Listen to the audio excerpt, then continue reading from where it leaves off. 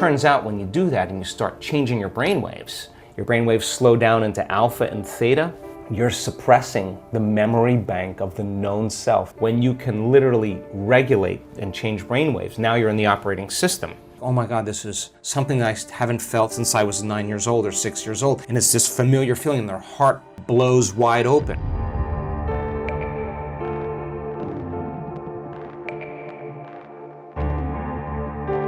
If our thoughts could make us sick, is it possible that my thoughts could make me well? Well, if that's the case, then I'm going to have to manage my attention, and I'm going to have to manage my energy, because where I place my attention is where I place my energy. And I'm going to have to inhibit that thought that has conditioned the body to subconsciously be the mind of that emotion. And the body's so objective that it does not know the difference between the real life experience that's creating that emotion and the emotion that person is fabricating by thought alone. To the body, it's exactly the same. If we knew that the best way to create a future is to change your state of being, then you would have to manage your attention on that thought and have to say, is this thought actually the truth? And how long am I going to keep thinking this thought? And firing and wiring that circuit in the brain. So there's biology, because now it's an automatic program. It's a belief. Wow. A belief is just a thought you keep thinking over and over again until it becomes subconscious or unconscious. So to change then is become so conscious of that unconscious thought, that unconscious belief, that it wouldn't slip by your awareness. One of the most startling things for the research team was our community's ability to get to that point where there's nobody, no one, no thing, nowhere, no time. Just give me a second. I know how to do this. They've practiced it enough times. The creative moment is when you get beyond yourself, when you dissociate from everything known in your material world. Turns out when you do that and you start changing your brainwaves slow down into alpha and theta, you're suppressing the memory bank of the known self that keeps you plugged into three-dimensional reality. When you quiet down this mechanism, now all of a sudden you start connecting to that field. And when you can stay conscious in those subconscious realms, when you can literally regulate and change brainwaves, now you're in the operating system where you can make those significant changes. So we now know that when people apply the formula and they do that properly, now they're walking through that door where they're ready to create from it. In other words, you can't create from the known. You can't create with your body. That's matter trying to change matter. And you can do it, it's just going to take a long time. But when you create from the field instead of from matter, there's a whole different set of dynamics that takes place. When the brain starts functioning in a level of order or coherence, more neurons are recruited and bigger communities, and that kind of holism that's created is so important. The other thing we realize is that when people really heal their heart, they heal their mind. I have no doubt about that. You cannot do one without the other. And when there's enough energy in the heart, we've seen this. We've got the technology to see that when the heart starts working, when people start doing it properly, there's this low frequency in the heart that starts to rise. It's only indigenous to the heart because they have their attention on it. Where you place your attention is where you place your energy. So they're filling the gas tank up, and when it gets to a certain point, here comes the parasympathetic nervous system saying, get out of the stress response, get relaxed, and then all of a sudden you think that would be over. But it's not. Then the parasympathetic nervous system drops down and the sympathetic nervous system comes up, and when the sympathetic nervous system comes up, now the person's relaxed and awake.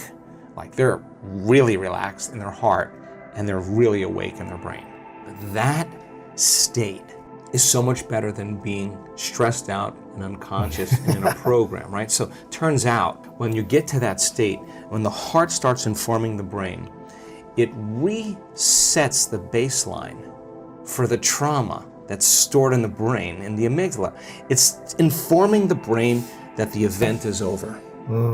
Because the emotion that they're feeling is dragging the body out of the past, right to the present. And when they feel that glory, that really rich feeling where it's like, oh my God, this is something I haven't felt since I was 9 years old or 6 years old. And it's this familiar feeling in their heart, the words many people use, blows wide open. When they look back at their past, their trauma, the loss, the betrayal, the abuse, sexually, physically, emotionally, and they look back at their betrayers and their abusers and they have nothing but compassion. They see the whole thing. They're seeing their past from a greater level of consciousness, right? So now that It resets the baseline, and the event is over. And there goes the endometriosis. There goes the suicidal tendencies. There goes the rashes. There goes the gum disease, whatever it is. Just the body gets an upgrade. It's no longer believing it's in the same trauma 24 hours a day, 7 days a week, 365 days a year, because they're living unconsciously or subconsciously in that emotional program, right? Most beliefs are created from past experiences, right? So children, when they're in their early ages, their brainwaves are very slow. Like their brainwaves are in alpha when they're like 7 to 12. They're in theta when they're like 2 to 6 years old, and they're in delta like when they're newborn to 2 years old. And so these brainwave states are states that were really suggestible to information. We surrender to it as if it's the truth without analyzing it, because there's no analytical facilities yet. Right. The analytical mind starts around 12 or so, 7 to 12, and that analytical mind is actually what creates a barrier between the conscious mind and the subconscious mind. So that's really, really important, because if you heard money is the root of all evil, money is bad, only certain people are allowed to make money, you have to work hard to make money, this is how you got to do it, and that becomes the foundation subconsciously. Recording an audio file. You just keep recording that audio file, it becomes a subconscious program. A person's personality is literally based on the past, but they don't know that because they're doing it over and over again. It becomes a subconscious program. So now, if it requires a coherent brain and a coherent heart, then we have to train people how to self-regulate. So we've done thousands and thousands of measurements. We've partnered with the Heart Math Institute to teach people how to create and sustain heart coherence. It just requires getting still, closing your eyes, putting your attention on your heart, changing your breath so that you move into the present moment. And when you slow your breathing down, you slow your brainwaves down. When you slow your brainwaves down, now you're accessing your autonomic nervous system. So then you train a person how to open their heart and feel an elevated emotion. And it takes a little practice. And just like a flower that takes time to bloom, it takes a little bit of time. But if you work on trading the resentment, the frustration, or the impatience for gratitude, appreciation, and thankfulness, and you keep at it, there'll come a moment where that system switches on, and now you're feeling grateful for no reason at all. Now, that's not a bad thing, because gratitude, the emotional signature of gratitude, means something's happening to you, something has happened to you, you're receiving something, or you just received something. So your body then, when you're feeling gratitude, is in the perfect state of receiving. So then that means then you'll accept, believe, and surrender to the thoughts equal to the emotional state of gratitude.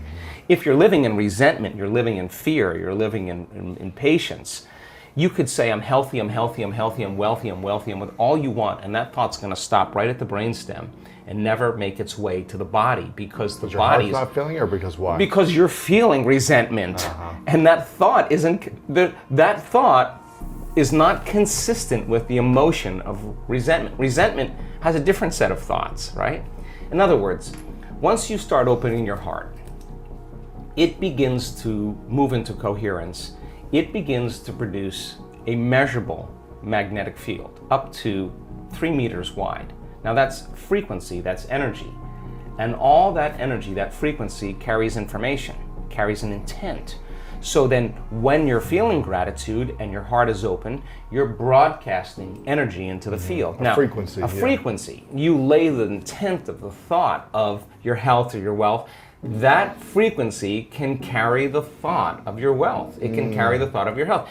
If you're suffering, suffering does not carry, that energy does not carry the thought of your wealth. It carries a different set of thoughts. So then we're teaching people how to self-regulate, because if you're going to believe in that future that you're imagining with all of your heart, it better be open and activated. Right. And you better know how to self-regulate. And you have to know the moment you disconnect from the energy of your future because of some circumstance in your life and you lose that feeling, if you're practicing it on a daily basis with your eyes closed, then the next level is to be able to open your eyes and do it right in the moment and be able to self-regulate and change the frustration from some experience in your life back to the energy of your future. Now, that requires great awareness and great effort. But if you have a community of people that are practicing this on a daily basis, and they're connected to their future because that's where their mind is, they begin to want the future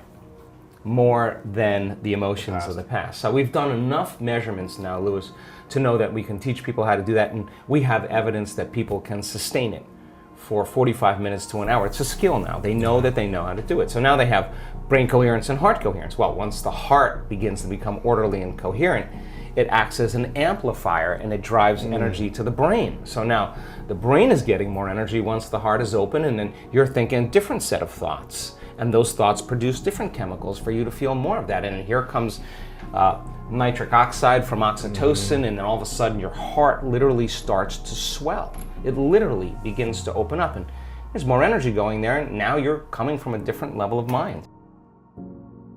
Please engage with this video by liking, commenting, and sharing. Subscribe to stay updated. For more amazing content, check out our next video.